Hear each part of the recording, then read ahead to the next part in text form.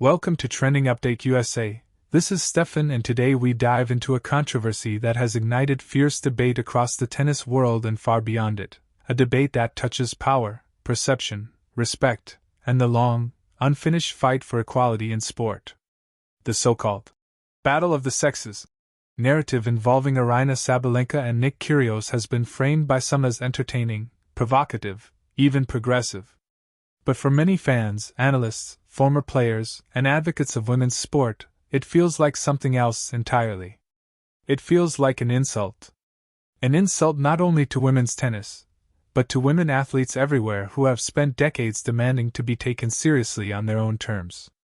At the center of the controversy is the framing itself. The phrase, battle of the sexes, carries historical baggage that cannot be ignored. It evokes the 1973 Billie Jean King vs. Bobby Riggs match, an event that mattered deeply because women's tennis at the time was fighting for basic legitimacy, equal prize money, and public respect. Billie Jean King did not step onto that court to entertain. She stepped onto it to prove a point that women athletes deserved recognition, funding, and equality.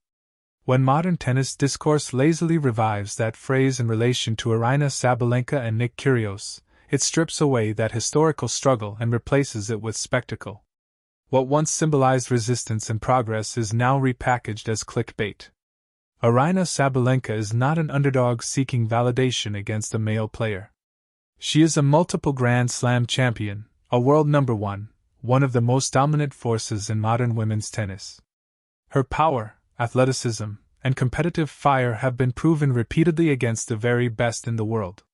Framing any interaction with Kyrgios as a battle of the sexes subtly implies that her legitimacy somehow depends on comparison to a man. That implication alone is deeply problematic. Women's sport does not need male benchmarks to justify its excellence.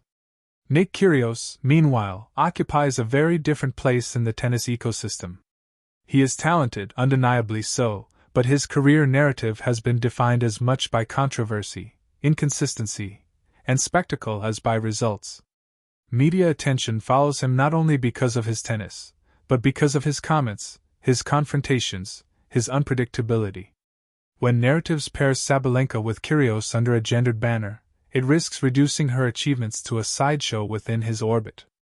Instead of elevating women's sport, it recenters the conversation around a male figure who already dominates headlines. This is where many fans and critics draw the line. Women's tennis has spent years fighting against being treated as entertainment first and elite sports second. Attendance figures, television ratings, and digital engagement consistently show that women's tennis stands on its own. Grand Slam finals featuring women regularly draw massive global audiences. Stars like Serena Williams, Naomi Osaka, Iga Swiatek, Coco Gauff, and Aryna Sabalenka have proven that women's tennis is not a niche product. Yet narratives like this threaten to drag the conversation backward, reinforcing outdated ideas that women's sport is only interesting when framed against men. There is also the issue of tone. The battle of the sexes framing often carries an undercurrent of mockery or provocation. It invites audiences to speculate not about tactics, skill, or competitive excellence, but about hypothetical physical mismatches. Social media fills with comments comparing serve speeds, strength, and endurance, ignoring the reality that men's and women's tennis are different competitive categories by design, not by deficiency. These conversations rarely happen in good faith. Instead, they often devolve into sexist tropes that dismiss women's achievements with lazy biological arguments. For female athletes, this is not new. From teenage prodigies to seasoned champions, women are constantly asked how they would fare against men, as if that question defines their worth. Male athletes are almost never asked the reverse. No one asks whether a top ATP player could dominate the WTA Tour under its conditions, schedule, and pressures. The comparison only flows in one direction, reinforcing the idea that men's sport is the default standard. That is precisely why many see this narrative as insulting.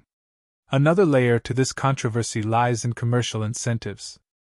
Modern sports media thrives on engagement, outrage, and virality.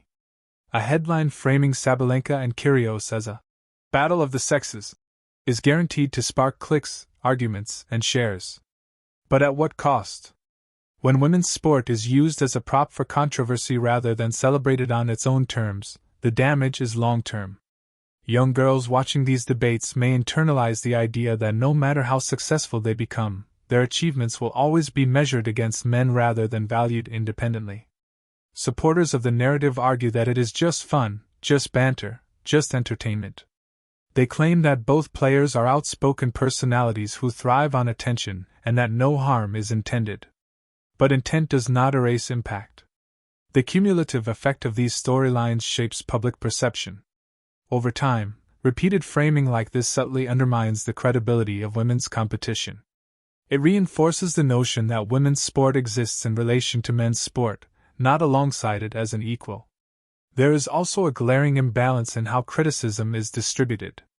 When Kyrgios makes provocative comments, he is often excused as being edgy or outspoken.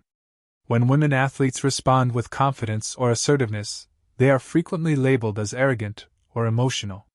This double standard becomes even more pronounced in gendered debates. Sabalenka's strength and aggression on court are sometimes framed as anomalies, while similar traits in male players are celebrated as markers of greatness. A battle of the sexes narrative amplifies these biases instead of challenging them. From a sporting perspective, the comparison itself is meaningless. Tennis has separate tours, separate ranking systems, and separate competitive ecosystems for a reason. Sabalenka competes against the best women in the world under immense pressure, expectations, and scrutiny. Her achievements are not hypothetical. They are tangible, recorded in trophies, titles, and statistics. Reducing that reality to a hypothetical matchup against a male player does nothing to advance understanding of the sport. It only fuels shallow debate. The irony is that women's tennis is currently in a golden era of depth and diversity. The WTA Tour features powerful hitters, tactical masterminds, resilient defenders, and fearless young stars. Matches are unpredictable, rivalries are intense, and storylines are rich. Instead of focusing on these narratives, media outlets sometimes default to gendered gimmicks. That choice reflects a failure of imagination more than a lack of material. It is also worth noting how these narratives intersect with broader social conversations about gender equality. Women across industries still fight to be recognized for their work without constant comparison to men. Sport, as a highly visible cultural arena, plays a significant role in shaping attitudes. When sports media leans into outdated gender tropes, it sends a message that progress is optional, that equality is a talking point rather than a principle. For Aryna Sabalenka specifically, the insult lies in implication. The implication that her power is surprising. The implication that her dominance needs context. The implication that her legacy is incomplete without reference to a male counterpart. None of these implications are applied to her male peers. That asymmetry is what frustrates so many fans and advocates. Respect should not be conditional. This does not mean that male and female athletes should never share stages, conversations, or exhibitions. Mixed doubles exists. Joint tournaments exist. Mutual respect between players across tours is healthy and positive. But respect requires framing. It requires acknowledging differences without hierarchy, celebrating excellence without comparison, and telling stories that uplift rather than diminish. Nick Kyrgios himself often speaks about changing tennis, about bringing new audiences to the sport. If that goal is sincere, then the path forward should involve elevating the game, not cheapening it. Provocation has its place, but not at the expense of respect.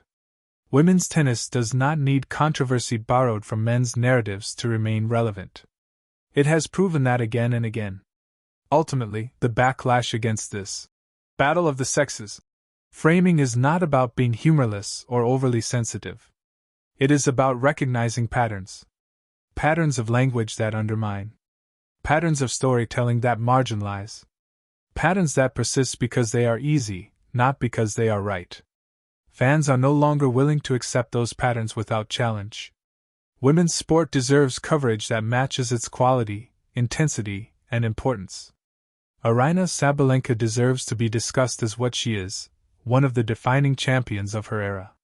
Not a prop in a gendered debate, not a hypothetical opponent in an imaginary contest, but a world-class athlete whose achievements stand on their own. If tennis truly wants to move forward, it must leave behind narratives that belong to a different era. The future of the sport depends not on recycled gimmicks, but on genuine respect, thoughtful storytelling, and a willingness to see women's sport not as an extension of men's sport, but as an equal force with its own power, history, and heroes. And until that shift fully happens, debates like this will continue to spark anger, not because fans dislike discussion, but because they care deeply about fairness, dignity, and the future of the game.